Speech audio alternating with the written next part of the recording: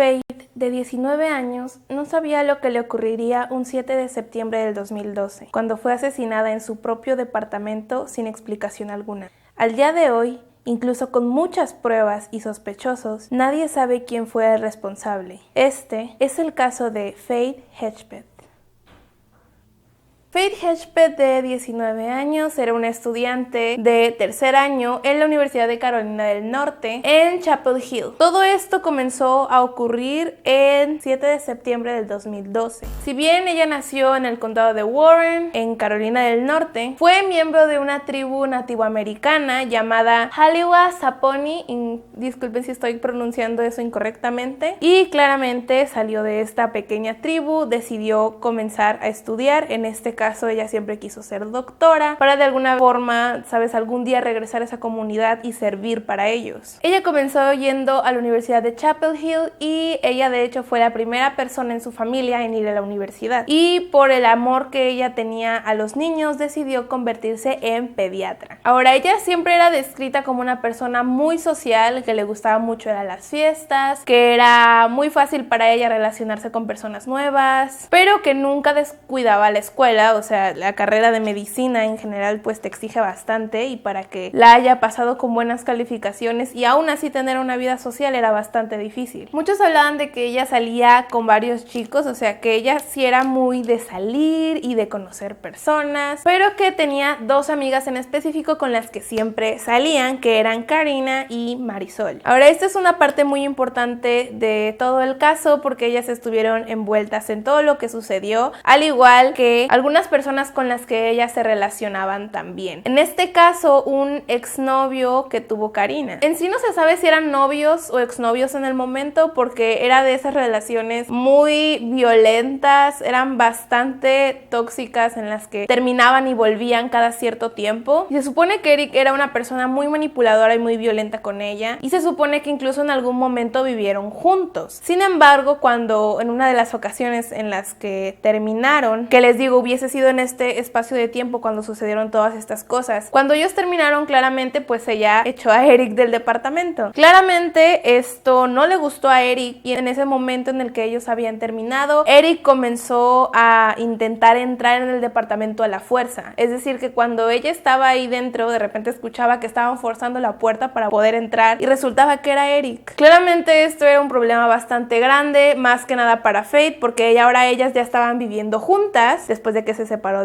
con Eric, pues se juntó con Karina para vivir, y resultó que este tipo seguía yendo a molestarlas, y para colmo, pues ahora también estaba Faith involucrada en todo esto. Así que Faith convenció a Karina de ir a la policía para llenar algún tipo de orden de restricción contra Eric. Claro que esto lo dejó bastante molesto, y se supone que hubiese habido una conversación o con un mensaje de voz en donde Eric básicamente estaba tan molesto que amenazó de muerte a Faith. Ahora, digo que se supone porque no hay pruebas de este mensaje, o al menos que se sepa. Algo que tienen que saber de este caso de una vez es que la manera en que se manejó, no sé si era mala o buena. Y a eso me refiero, porque la policía nunca dijo muchas cosas. O sea, hay mucha información que la policía hasta el día de hoy no ha soltado. Hasta algo de tiempo atrás ya comenzaron a sacar un poquito más, pero todavía quedan muchísimas dudas y nadie sabe exactamente por qué están tan secretos, por qué están tan cerrados a no decir la información que saben. Pero se supone que al día de hoy no se conoce si esta supuesta amenaza haya sido real o no. Simplemente es algo que varias personas, a ser entrevistadas después del caso, tuvieron que responder, y varias concordaron de que esto había sucedido. Toda esta historia, el caso en sí, comienza el 6 de septiembre cuando tuvieron un día de clases bastante agotador, ella y Karina. Además que tenían algunas actividades extracurriculares en una hermandad de mujeres, de estas hermandades que suelen, o fraternidades que suelen hacerse en la universidad. Y después de todo eso todavía tuvieron que llegar a su casa, y después de todo eso todavía tuvieron que ir a la biblioteca a terminar tenían un trabajo que tenían que hacer juntas. Muchas personas dicen, les digo, es que es muy difícil comprobar esta información porque la policía no cooperaba mucho. Se supone que alrededor de las 8 de la noche Faith hubiese salido un rato con un chico, algo así como un pequeño break del estudio, y que después regresó. Sin embargo, nadie sabe nada sobre este supuesto chico o quién era o a quién se refiere. Pero como sea, ella regresó con Karina, que por cierto el apellido de Karina es Rosario, es Karina Rosario. Entonces si me refiero a ella como Rosario a veces, es porque muchas de las personas le decían Rosario en vez de Karina. Ella y Karina regresaron a su departamento aproximadamente a las 12 de la noche después de estar unas 4 horas en la biblioteca mínimo, pero realmente solamente llegaron a su departamento a cambiarse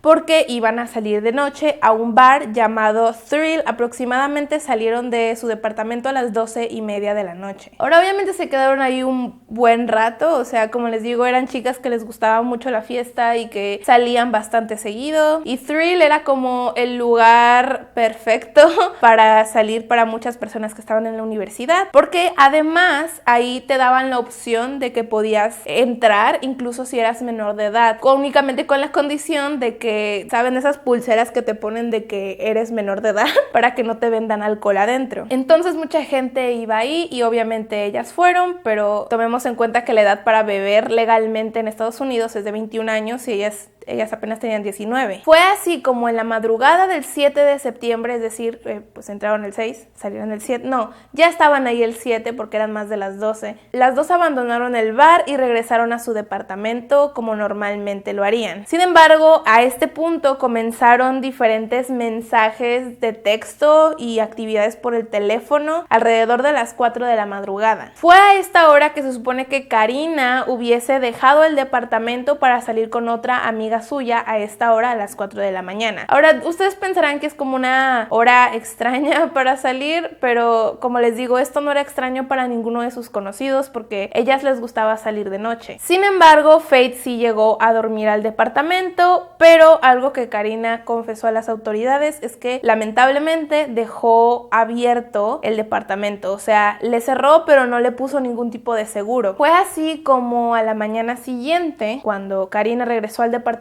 se encontró con la triste escena de Faith asesinada. Básicamente había sido brutalmente golpeada hasta provocarle la muerte. Todo el lugar donde se encontró su cuerpo estaba lleno de sangre y ella tenía como la ropa hacia arriba, como si hubieran expuesto todo su ropa hacia su cara, y lo único que se encontró como arma en la escena del crimen fue una botella de ron vacía. Fue ahí cuando Karina llamó al 911, llegó la policía y, a juzgar por la escena del crimen, la policía determinó que lo más probable es que era algún tipo de abuso sexual, algún tipo de agresión sexual que haya sucedido hacia Faith, que terminó matándola. Ahora, hasta este punto, la historia tiene, supongo que, sentido. Si no sabes los detalles más pequeños, esto tiene sentido. Suena como un accidente que a cualquiera le hubiera podido pasar, como el hecho de que no te haya olvidado cerrar y que justamente ese día sucede algo así de feo cuando tú no estás, cuando tú no puedes hacer nada para defender a tu amiga. Sin embargo, ahora vamos a hablar de algunos datos interesantes acerca de esta situación y por qué es un caso tan complicado. Se van a quedar bastante sorprendidos con lo mucho que puede cambiar una historia coherente ya que ves los detalles. Lo primero que se tiene que hablar es lo que sucedió a partir de que estaban en el bar, que es como lo que tú pensarías que hubiese provocado o que hubiese iniciado todo este caso. Se supone que la razón por la cual se fueron del bar algo temprano, les digo temprano para ellas, que es a las 2 de la mañana, es porque supuestamente Karina tenía dolor estomacal, por lo cual le dijo a Faith que prefería irse a la casa a descansar en vez de estar ahí y no sentirse a gusto. Esto, ok, tiene sentido. En la cámara de seguridad del local se nota que salen exactamente a las 2 de la madrugada con 6 minutos del local, pero salen con un chico. Ahora, se supone que este chico realmente solo las acompañó afuera, realmente nunca se subió a su carro. Y esto ha sido comprobado porque después se hicieron interrogaciones al tipo, se revisaron las grabaciones del estacionamiento y todo eso, eso, y resultó que efectivamente solamente las acompañó hasta afuera y ellas se fueron. Ahora, después de esto se fueron a su departamento y mi primera pregunta es ¿cómo es que tienes mucho dolor estomacal para irte del bar, llegar a tu casa, pero luego a las 4 de la mañana cuando ya estabas descansando, otra amiga te invita a salir y ya no tienes dolor estomacal? ¿Puede pasar? Sí. Claro, puede que se te haya pasado y ya, pero ahora van a entender por qué mis dudas. Algo que sucedió antes de la muerte o del horario en el que pudo haber sucedido el crimen, específicamente, porque de nuevo la policía nunca dio la hora exacta en la que un cuerpo se puede detectar más o menos en qué horario murió. Se supone que a las 3 a.m. aproximadamente una vecina de ellas escuchó algunos ruidos extraños. Ella habla de cómo ella estaba viendo la televisión en la madrugada y escuchó un sonido como de algo cayendo, parecido al sonido de un bat muy pesado, como un bate de béisbol, pero como ese sonido que hace cuando pega contra el piso o como si estuvieran moviendo muebles. Ella dijo que no le parecía extraño porque ella también sabía que la mayoría de las personas que estaban en esos departamentos eran estudiantes de la universidad y llegan a horas bastante tarde de la noche y no pensó que fuera algo extraño que tumbaran algo si fueron a tomar o algo de eso. Ahora, es a esta hora de la madrugada que el Facebook de Faith inició sesión y fue a las 3:40 de la madrugada aproximadamente que Faith le mandó mensaje a un exnovio de Karina. O sea,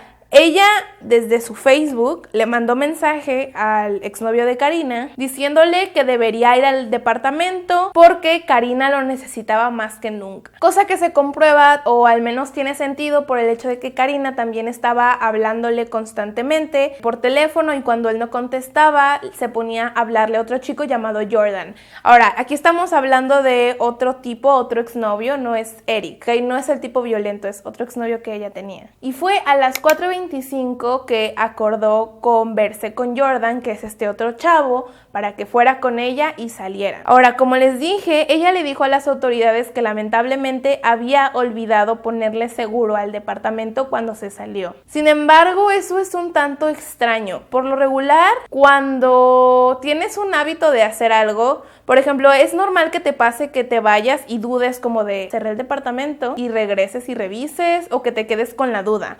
Pero que asegures así de que estoy segura de que dejé el departamento abierto, suena extraño, porque si me estás diciendo que tienes un exnovio violento que tiene una orden de restricción, pensarías que alguien con esa mentalidad de que ha sido víctima de violencia se aseguraría de que todo esté bien cerrado. De hecho, hay personas que han sufrido este tipo de violencia y órdenes de restricciones que comienzan a desarrollar un trastorno obsesivo compulsivo con cerrar todo muy bien por el trauma que les haya causado esto. No es imposible, pero siento que es de esos hábitos que nunca estás seguro. No es algo que aseguras así de, sí, no le cerré, ¿captan? Porque si sabes que no le cerraste, te hubieras regresado a hacerlo. Ahora, fue hasta la mañana del día siguiente, es decir, el 7 en la mañana, que Karina comenzó a llamarle a Faith, pero ella no contestaba el teléfono. Así que luego llamó a su otra amiga, que les digo que siempre estaban juntas, que se llamaba Marisol, y básicamente le comentó eso, que Faith no contestaba el teléfono, lo cual era raro porque, como les digo, ella era una chica bastante responsable con su educación y por más que se desvelaba nunca perdía sus clases, y en esta ocasión si no se despertaba iba a perder las clases de las primeras horas. Como esto no era algo recurrente en ella, decidieron ir al departamento para ver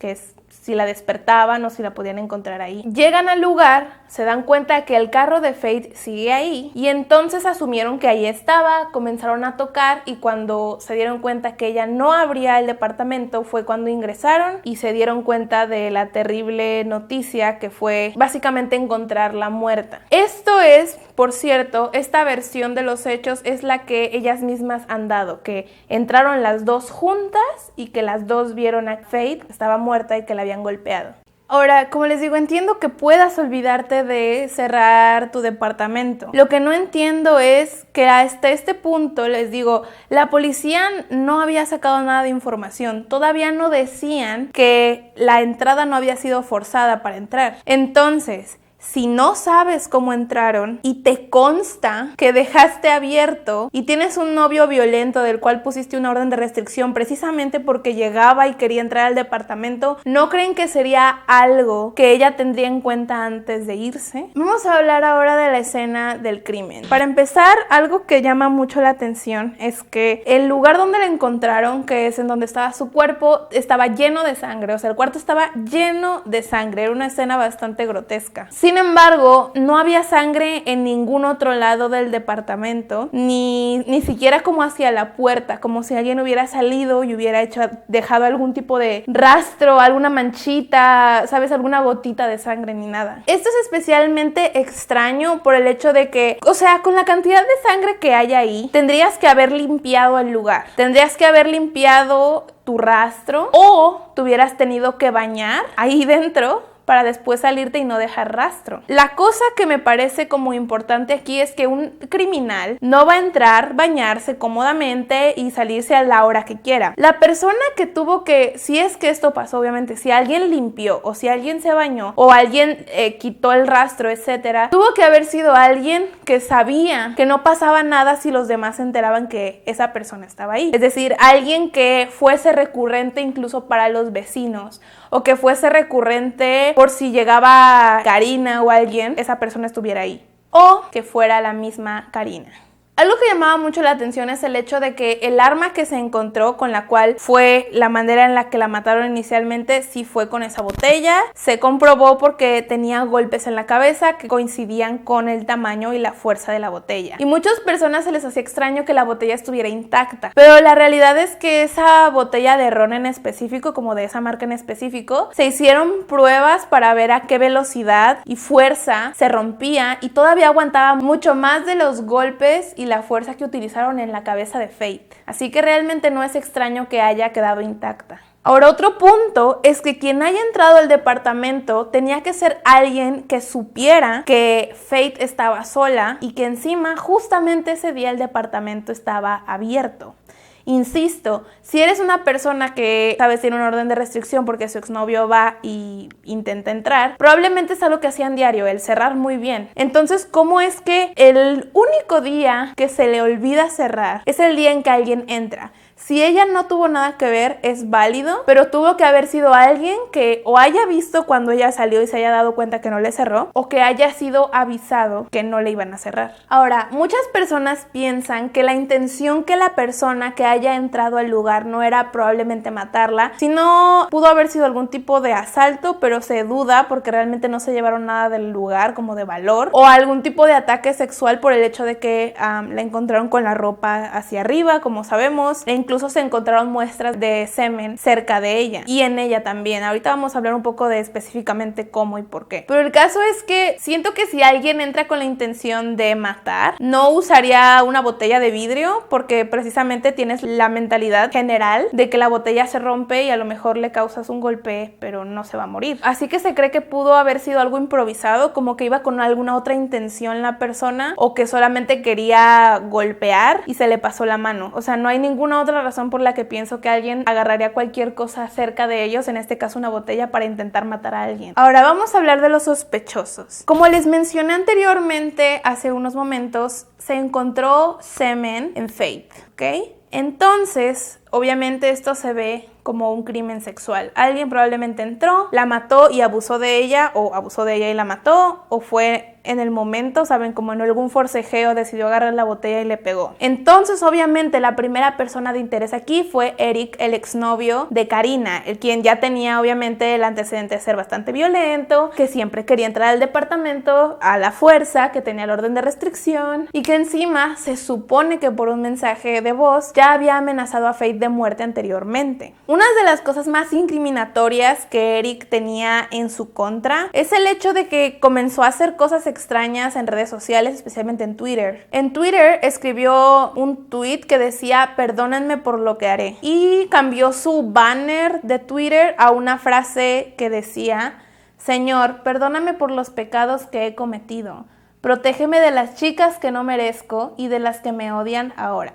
Así que a este punto, este tipo era súper sospechoso, tenía todas las señales de ser él, ¿no? Todo, el hecho de que haya querido entrar, matar a Faith, probablemente el abuso sexual fue por el tema de, ¿sabes? A veces esas cosas sacan lo peor de las personas y por eso ocurren este tipo de cosas, aunque no lo hayan planeado, o por el hecho simplemente de humillarla. Sin embargo, al pedirle una muestra de ADN, él accedió. Y cuando testearon el ADN que se encontró, pues de las muestras de semen del lugar y su ADN, resultó que no coincidían. Esto es extremadamente frustrante porque es como que piensas que es bastante obvio que es él, pero ¿por qué él llevaría semen de otra persona a la escena del crimen? Ahora, hace rato estaba platicando de esto y una como respuesta lógica sería, bueno, tal vez fue, la mató, le pidió semen a algún amigo suyo, no sé cómo puedes pedirle semen a alguien y que no piense que es para algo extraño, pero supongamos que sí, tiene una relación muy abierta con sus amigos, le dan semen de alguien más o agarra una muestra de semen, ¿saben? Como, no sé, la verdad, no sé cómo entendería una muestra de orina, pero ok. Una muestra de semen va y la vierte en Faith. Este es un detalle muy importante. Faith no tenía rastros de ningún tipo de trauma vaginal. No tenía rastros de ningún tipo de penetración en su cuerpo. El semen que se encontró tuvo que haber sido de algún otro tipo de acto sexual, que claramente puede hacerse, pero quiero que tomen eso en cuenta, fue como algo más externo, fue en su cuerpo externo. Pero el problema con esta teoría en donde hay otra persona que donó semen para ser inculpado de un crimen, lo cual tampoco tiene mucho sentido porque harías eso. El problema de todo esto, supongamos que es la persona más idiota del mundo y no se imaginó que era para eso o algo de así, de ese tipo, es que no había ninguna necesidad de hacerlo ver como un abuso sexual. O sea, ¿cuál es el punto de ir a matar a alguien y luego decir, pues para que se vea peor, voy a levantarle todo el vestido hasta la cabeza y le voy a echar semen de alguien más? No tiene sentido que si fuese Eric, que ya tiene una orden de restricción y que ya ha tenido problemas con la ley, obviamente por esto, que obviamente sabía que iba a ser el sospechoso principal, se tomara el tiempo, la molestia de planear todo eso, especialmente considerando que el arma, les digo, fue completamente improvisada. Pues bueno, a partir de esto comenzaron a buscar maneras de encontrar el responsable de quién era entonces el semen que se encontró en el lugar. El tema es que comenzaron a juntar dinero para tener algún tipo de recompensa y que las personas que hayan visto algo o sepan, les conste quién haya sido el abusador, puedan salir básicamente al menos por el dinero y decir la verdad. Se juntaron aproximadamente $30,000 de recompensa para quien sea que pudiera decirnos quién había sido el responsable. Sin embargo, como les digo, la policía aquí era bastante extraña porque no quería soltar información muy importante ni siquiera a la familia. Es decir, es normal que de repente no quieran que el público lo sepa por el tema de que no quieren, pues no sé, provocar el pánico en las personas, pero ni siquiera le daban información a la familia, siquiera de cuál había sido la hora aproximada en que hubiese sido asesinada Faith. Fue ahí cuando comenzaron a sacar un perfil del sospechoso y los puntos que tomaron fue que tendría que haber sido alguien que viviera cerca de ella, que de la nada cambiara de actitud, o sea, que después del crimen comenzara a tener algún tipo de cambio de actitud y que encima alguien que hace este tipo de crímenes y que todavía no ha sido descubierto, por lo general tiene algún tipo de obsesión con el caso.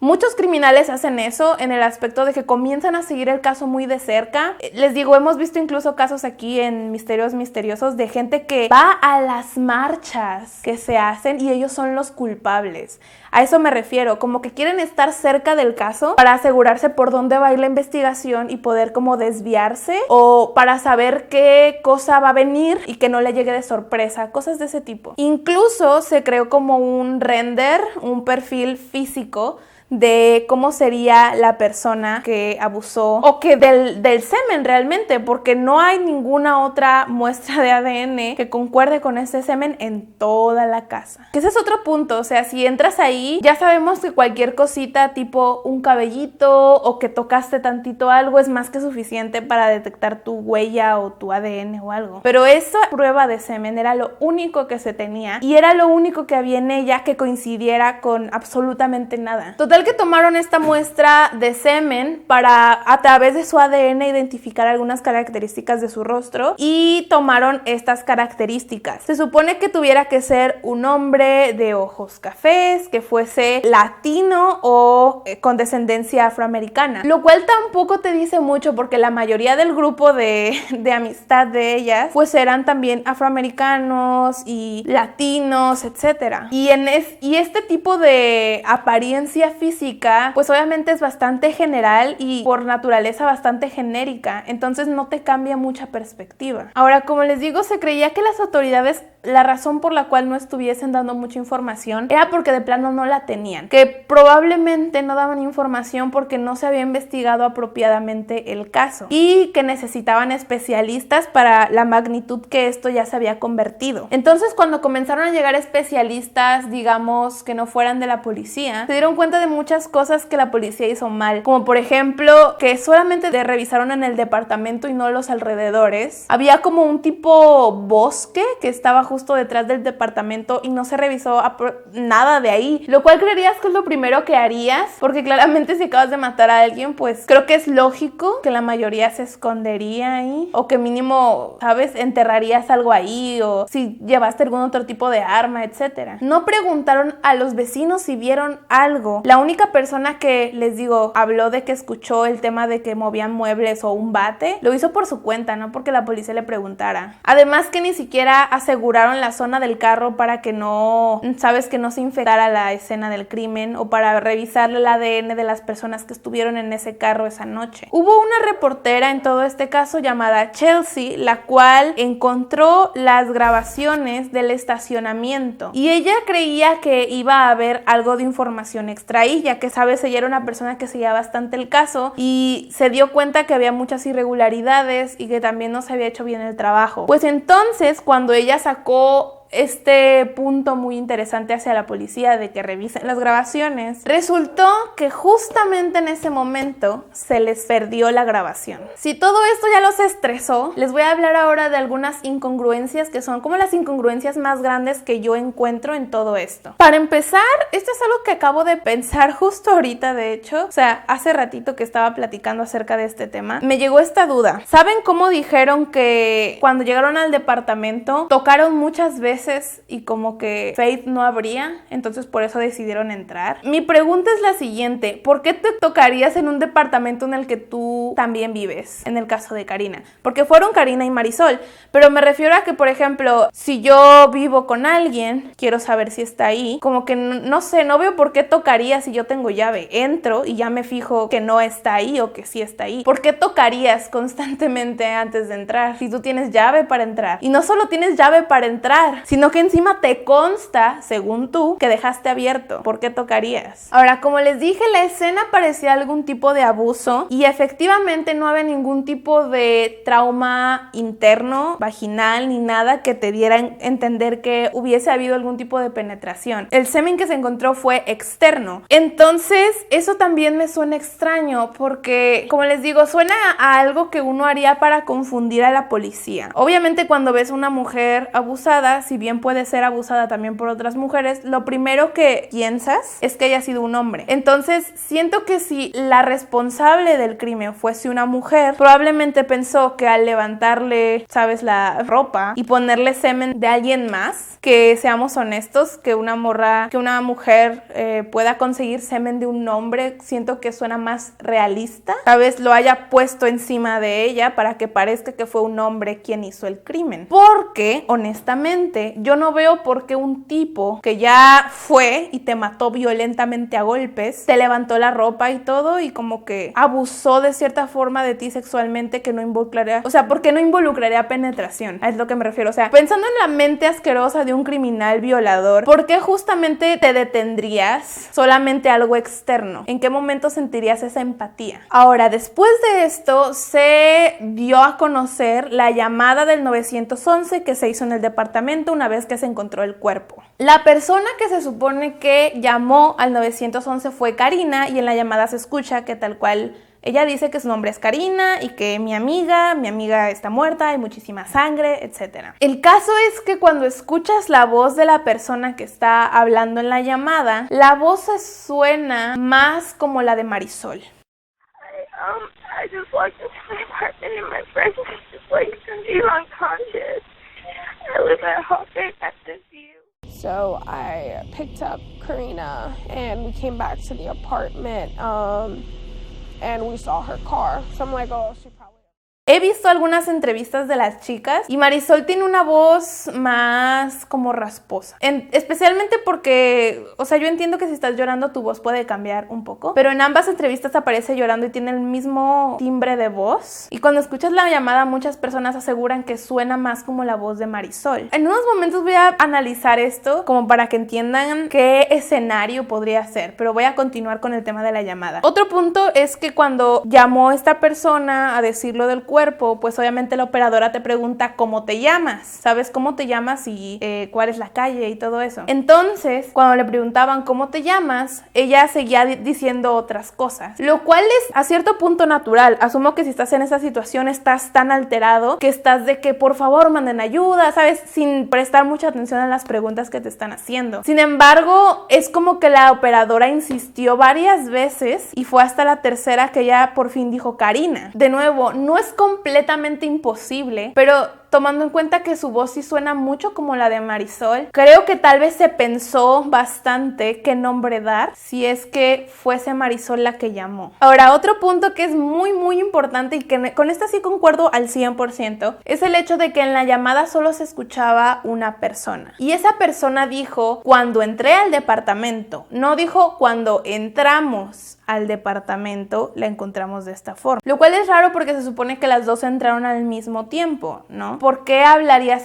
como yo entré, como cuando entré? Pero ok, tal vez está en shock, tal vez por eso está hablando extraño. Pero esto es lo que no me cuadra y que con esto sí concuerdo al 100%. Tienes dos amigas que son tus dos mejores amigas en el mundo. Acaban de encontrar a su mejor amiga muerta. En la llamada solo se escuchaba una persona, ok, la que está llamando, pero no se escuchaba ningún otro ruido de fondo. No se escuchaba llanto de alguna otra persona, no se escuchaba ninguna otra persona hablando ni nada, lo cual en sí es raro, porque ya, bueno, obviamente en ese tipo de investigaciones, las llamadas del 911 las amplían lo más posible para poder escuchar cualquier detallito, cualquier ruidito externo que se escuche, que te pueda dar alguna pista o algo. Entonces el hecho de que no se ha encontrado ni un solo sonido es raro, porque no me vas a decir que acabas de encontrar un cuerpo y solamente estás 100% en silencio, ni siquiera un sollozo pequeño o, ¿sabes? Porque obviamente les digo, como amplían un montón las llamadas, es fácil que detecten cualquier ruidito. Ni siquiera les estoy hablando de que una cosa suene diferente, simplemente un ruido de respiración o de, no sé, que estás agarrando algo, algún tipo de cosa, que caigas, un movimiento que hagas, etc. Ahora, cuando la policía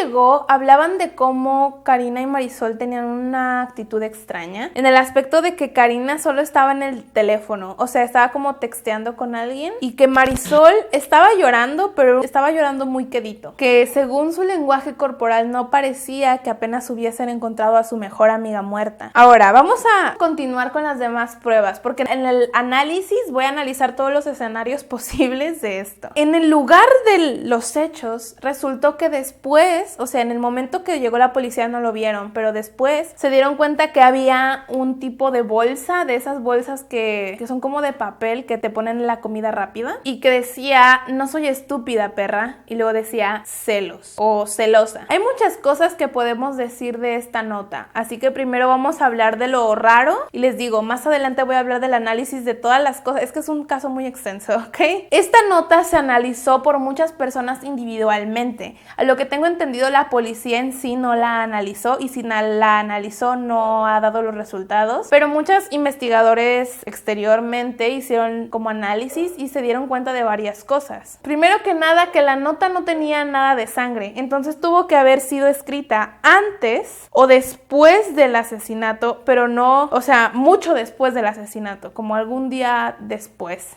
más o menos, y que alguien la puso ahí. Básicamente ya que el lugar estaba limpio. Que tuvo que haber sido alguien que no se preocupara, de nuevo, de que lo vieran ahí. Porque obviamente, les repito, si eres un... Esto lo hemos visto en otros casos también. Si eres un secuestrador o como ¿sabes? Alguien que entró en una casa, no te detienes a escribir una nota, sino que ya llevarías eso que quieres escribir anotado para nada más dejarlo e irte, ¿no? Si fuera algo planeado. Pero les digo, como fue algo X que agarró de ahí, algo improvisado, es súper extraño que se haya tomado el tiempo de escribirlo cuando lo que quieres hacer es salirte de ahí lo más rápido posible. Otra cosa es que se cree que la persona que lo escribió probablemente usó la mano izquierda en vez de la derecha para escribir, para hacerlo ver como si fuera la letra de otra persona, y que en general la manera en que está escrita pareciera como que o la escribieron varias personas, como que cada persona escribió una letra distinta o una palabra distinta, o que se hizo en diferentes momentos. Es decir, que alguien escribió una parte y luego en otro momento se escribió la otra parte,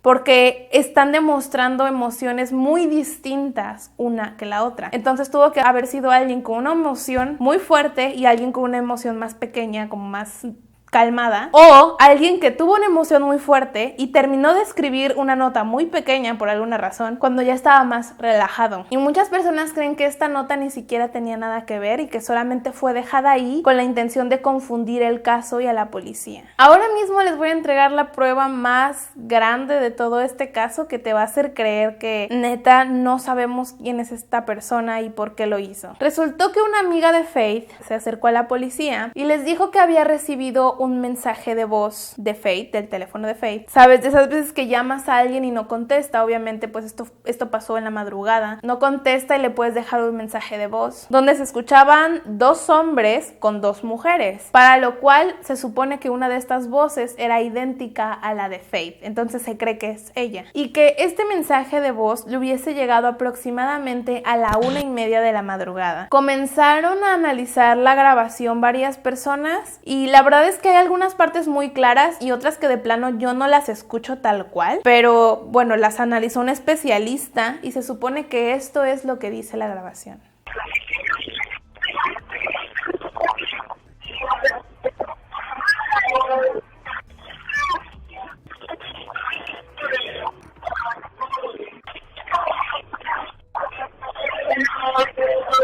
Ahora, se supone que se oyen muy claramente los nombres Eric y Rosie. Y yo en lo personal les digo, esas son algunas palabras sí las entiendo bien y otras de plano no las escucho para nada. Pero esas dos yo sí escucho Eric y Rosie. Entonces, ¿recuerdan cómo les dije que Karina, su apellido era Rosario? Pues después se encontró que muchas personas se referían a ella como Rosie, como un apodo por Rosario. La razón por la cual esto, por más fuerte que sea, no fue considerado como una evidencia que se puede utilizar en el caso según la policía, es porque este audio llegó a la 1:30 de la mañana, que hubiese sido cuando ellas estaban dentro del bar. Y si escuchas la grabación, no se escucha como que estuviesen en un bar. No se escucha que estuviese música muy fuerte o muchas personas de fondo, ni nada de eso. Sin embargo, debo decir que incluso en experiencia propia, muchas veces los mensajes que te llegan como de voz pueden como entrecortarse o glitchearse bastante en cuanto a las horas. Tenemos que tener en cuenta que era el 2012, no es el día de hoy y ni siquiera hoy es perfecto, entonces mucho menos en ese entonces. Y también que los teléfonos fallan, o sea, los teléfonos fallan. El punto es que incluso si no fuera cuando ella murió, se escucha que están hablando de golpearla. Se escuchan mínimo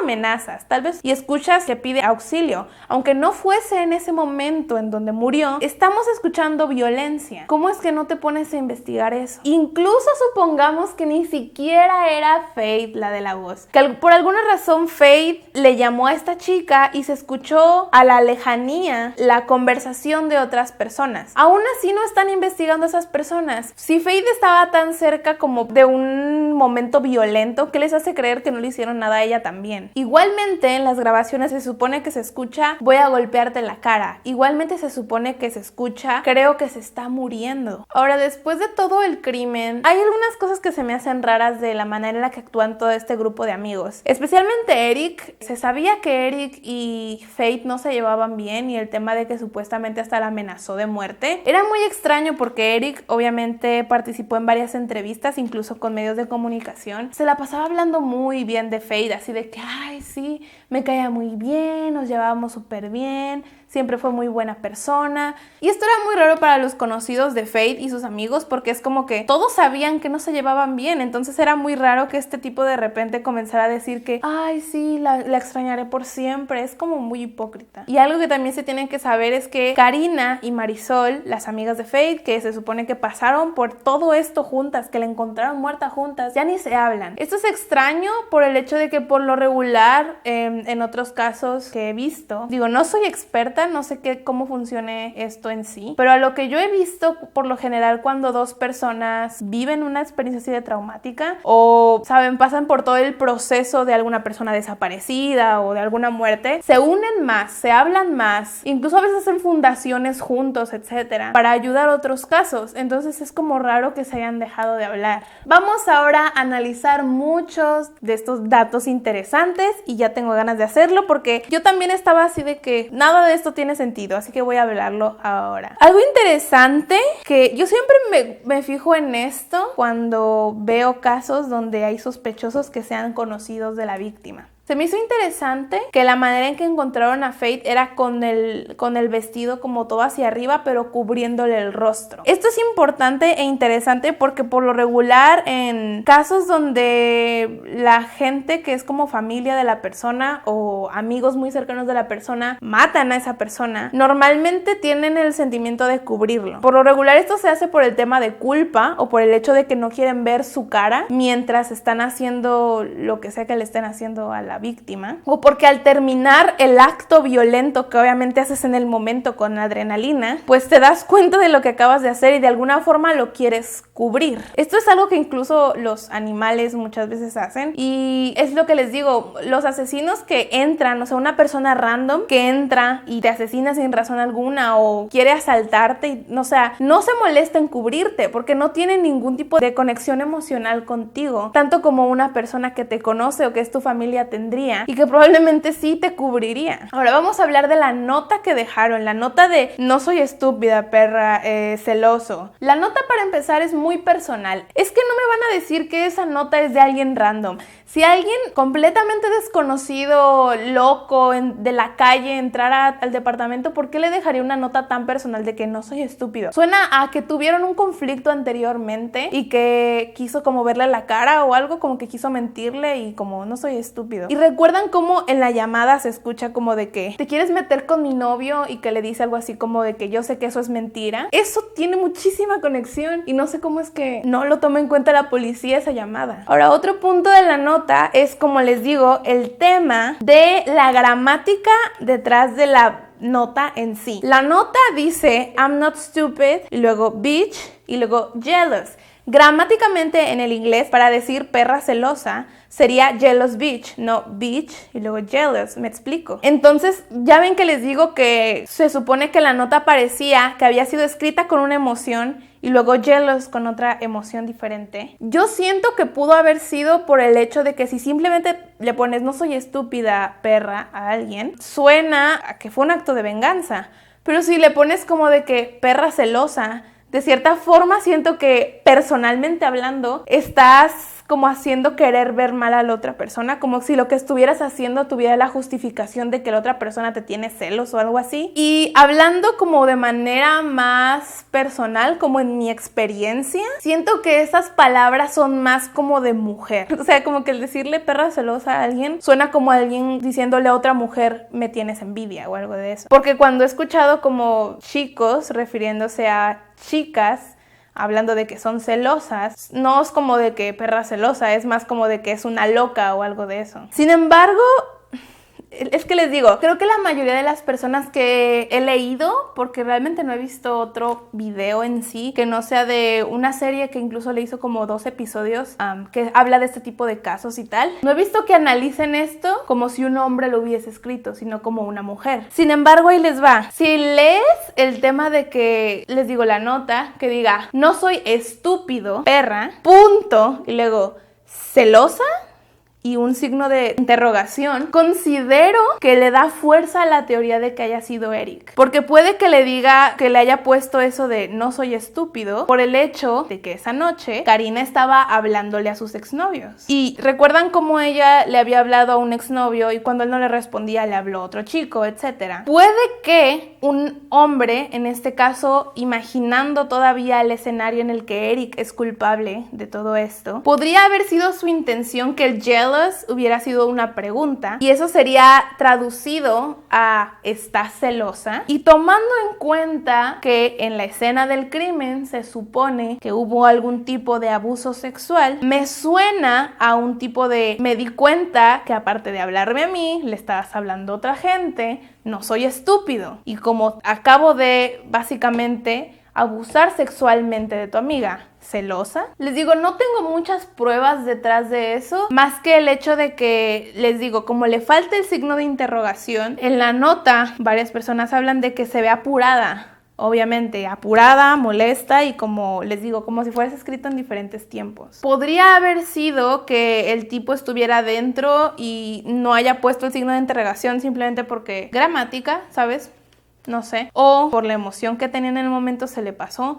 O que haya escuchado que tal vez pensó que alguien más venía y le dio igual escribir el signo de interrogación y se haya ido. Es una teoría muy loca, pero siento que si lo ves de esa perspectiva, tiene sentido con todo lo demás que ha hecho o ha vivido con Karina. Les digo, lo único que me detiene de pensar que fue Eric es el hecho de que les digo, la llamada y el tema de que el semen no concuerda con su ADN. La llamada por el hecho que dice, realmente hiciste eso, Rosie. Pero el nombre de Eric sí se escucha en esa llamada. Algo que me parece bastante sorprendente es que, como les digo, solo hubo una persona, una vecina, que fue con las autoridades y dijo que escuchó ruidos, pero que no se le hizo extraño, porque es todo un edificio en donde ellas vivían. O sea, era un edificio y encima era uno de esos edificios encima, o sea, no era en el piso de abajo, sino uno de los pisos de arriba. Y en general los departamentos, cuando hay alguien arriba de ti, puedes escuchar si hay golpes especialmente. O sea, fuera del hecho de que son golpes, y no creo que alguien que estén matando a golpes no haya gritado o no haya hecho nada al respecto. Escuchas, ¿sabes? Cuando algo están golpeando contra el piso, que es donde encontraron a Faith. A mí se me hace muy raro que no haya habido ningún tipo de otra persona, algún vecino o algo que haya escuchado gritos o ruido o algo. Así que he llegado a la teoría que les digo, esto tampoco he encontrado nada de pruebas o que se haya encontrado algún tipo de arma distinta a que solamente se haya sido esa botella. Pero por lo regular, cuando una víctima no hace ruido es porque la están amenazando con un arma. Como cuando secuestran a alguien y en la calle y te dicen no grites y traen un arma. ¿Saben? Cuando llegan a matar a alguien y traen un arma solamente para amenazar y que se callen. Eso, o que al primer golpe con la botella, Faith hubiese quedado inconsciente y ya a partir de ahí los demás golpes pues ya no hizo ruido. Así que después de todos estos análisis vamos a hablar de las teorías. La primera teoría es que obviamente su mejor amiga, en este caso Karina, y otros 2 chicos hubiesen sido los responsables de su muerte. Si entre estos 2 chicos hubiese estado Eric o no, no se sabe. Pero lo que sí es que en esta teoría tendría sentido que tal vez hayan ido los 2, ¿sabes? El exnovio de Karina y Karina al departamento con otro chico. Porque obviamente si estás como volviendo a hablarte con tu exnovio y volviendo a salir con tu exnovio, pues probablemente no permitirías que violara a otra chica. Solamente especulando, obviamente. Entonces tal vez el semen encontrado pudiese haber sido del otro chico que se escucha en la llamada. Otro punto dentro de esta misma teoría podría ser que antes de que Karina se volviera a salir en la noche, ¿saben cómo le dolía el estómago y llegó y luego se volvió a salir? Que tal vez a ese punto Faith ya estuviera muerta y entonces alguien más entró a hacerlo ver después como una violación y por eso a ella le constaba que había dejado el departamento abierto. Es decir, para que alguien más pudiera entrar sin necesidad de la llave y pudiera hacerlo ver como una escena sexual. Y eso tendría sentido también con el hecho que parece algo hecho a la fuerza o como un favor, por el hecho de que, les digo, el sentimiento de culpa, el cubrirle la cara, y el hecho de que solo fue algo externo, que probablemente no se atrevió a hacerle algo interno, vaya. Y en esta narrativa los culpables serían Karina, Eric y un chico desconocido. Ahora, la segunda teoría que tengo es que haya sido Eric. Les digo, la única cosa que me impide pensar que haya sido Eric es el hecho de que el ADN no coincidía. Pero en esta teoría, digamos que, pues por ejemplo, Karina pues tenía este novio bastante intenso, que era Eric, bastante celoso, bastante manipulador, y que de alguna manera cuando estás en una relación abusiva es muy difícil tomar tus propias decisiones. Ha habido casos de mujeres que hasta tiran a sus bebés a la basura porque su esposo las va a dejar y porque son muy manipuladores, y puede llegar a ese punto. Entonces, tal vez en un intento de manipularla, Eric le dice a Karina que Faith ha intentado meterse con él, que ha intentado relacionarse con él. Entonces la convence, o la misma Karina se convence a sí misma de ir a golpear a Faith o de matarla, básicamente. Porque en la llamada se escucha el voy a golpearte y luego él creo que está muriendo. Además que en la llamada también se escucha un estás intentando algo con mi novio, y luego de yo sé que eso es mentira. Como que Faith le contesta algo como de que no lo he hecho o algo de eso, y que Karina le contestaría yo sé que eso es mentira. Como les digo, aquí hay dos opciones: o que la hayan matado con la intención, o que haya sido algo de que la atacaron, se les fue la mano y terminaron matándola. Esto también explicaría el no soy estúpida, ¿sabes? Como de que yo sé lo que has hecho, yo sé que me quisiste ver la cara de idiota al meterte con mi exnovio. El jealous no sé qué significaría en esta narrativa. No sé por qué le podría celosa, a menos que haya sido simplemente un error de gramática de, ¿saben lo que les decía? Que sería jealous bitch y no bitch jealous. En esta narrativa lo hubieran golpeado fuera del departamento o en el departamento, y al ver, sabes, que la habían matado, probablemente agarró la botella para sacar sangre, para hacerlo ver como que la razón fue el botellazo, y le dan el botellazo, salpica un montón de sangre. Hay oportunidad de lavarse o de limpiar los rastros de sangre precisamente porque es Karina, y si cualquier otra persona la hubiera visto en la escena del crimen no hubiera sido raro porque ella vivía ahí. Karina sale de nuevo con los chicos y después precisamente le llama a Marisol, le dice que vayan a ver cómo estaba Faith, llegan al departamento y Karina hace como que ella también está en shock, como que ella no sabía lo que hubiese sucedido, pero se supone que a este punto Karina ya hubiera sabido que ella estaba muerta y la que no sabía era Marisol. La tercera teoría que tengo es un tanto parecida. En este escenario la única persona involucrada hubiese sido Karina, al menos desde un inicio. En esta teoría puede que haya sido posible que hubiese una discusión entre las dos, para lo cual Karina le pega con lo primero que encuentra, que en este caso es la botella, le pega en la cabeza y la deja inconsciente. Le deja una nota que le dice no soy estúpida, perra, ya sabemos eso, y se sale con el chico, pensando que simplemente la hizo desmayarse. Regresa al lugar, se da cuenta, sabes, que la mató por accidente, y hace toda esta escena del crimen para hacerlo ver como que alguien más, en este caso un hombre con el semen de algún hombre, haya abusado de ella, y así ella queda como alguien que no es sospechosa. Incluso a este punto, quizás ella incluso pudo haber sabido que la gente iba a sospechar de Eric y que esta era la excusa perfecta para mandar a Eric a la cárcel. Y la última teoría que tengo, creo que no tengo mucha evidencia detrás de esto, pero también me suena posible. Podría ser quizás que ese día efectivamente se le haya olvidado cerrar el departamento. Entonces, este chico, Eric, que tenía una orden de restricción, probablemente llevaba tiempo vigilándola o queriendo entrar al departamento. Que en esta ocasión podría haber sido la triste ocasión en la que justamente se le pasó a hacerlo. Se da cuenta que puede entrar al departamento, entra queriendo atacar a Karina y claramente Karina no está, la única que está en el lugar es Faith, que estaba dormida en ese momento. Faith se despierta, forcejea con Eric. Eric agarra la botella y la golpea en la cabeza. Después de esto, el mismo Eric consigue semen de algún lugar. Les digo, este es el único punto que digo de dónde consiguió semen ajeno. Y en un intento desesperado le levanta el vestido, pone semen en la escena del crimen para hacerlo ver como que alguien más entró al lugar para abusar de ella. Les digo, no tengo muchas pruebas de esta teoría, pero también me parece que es necesario ver más allá a que la intención haya sido matar a Faith. Porque muchas veces suceden estas situaciones en donde alguien busca a otra persona y alguien más que no tiene nada que ver simplemente está en el lugar equivocado, en el momento equivocado y resulta lastimada esta persona. Así que después de todo esto me gustaría saber ustedes qué piensan acá abajo en los comentarios. Igualmente les dejo mis redes sociales por si les interesa ir a seguirme a cualquiera de ellas. Recientemente creamos un grupo en Facebook que les vamos a dejar acá abajo en la descripción, donde tenemos días donde hablamos de misterio, casos, pero también tenemos diferentes temáticas en las que convivimos. No olviden darle like al video si les gustó y suscribirse si quieren más videos como este. También les dejo aquí mi canal de Twitch y en la descripción también mi link a Patreon, donde cada mes doy una recompensa de un video extra exclusivo para las personas que me apoyan en Patreon. Me gustaría saber qué teorías tienen ustedes en los comentarios, porque este es de esos casos en los que de plano no sé la respuesta, ni siquiera estoy segura si me creo más una respuesta que la otra. Así que si alguno de ustedes ve algo aquí que yo no esté viendo o que consideren que puede tener sentido, etcétera, por favor déjenlo en los comentarios. Eso sería todo por el video de hoy y adiós.